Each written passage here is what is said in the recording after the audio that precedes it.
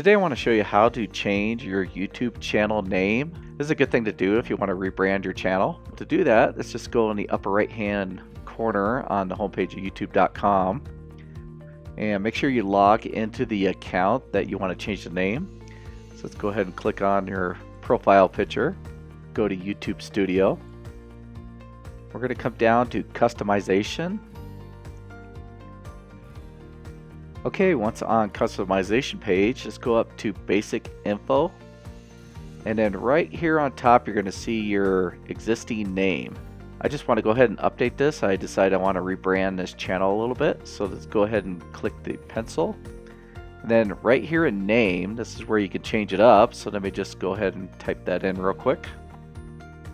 Okay, once you do have your name typed in, let's go ahead and all you have to do is hit publish in the upper right hand corner, and then you should see your new name set up right up on top.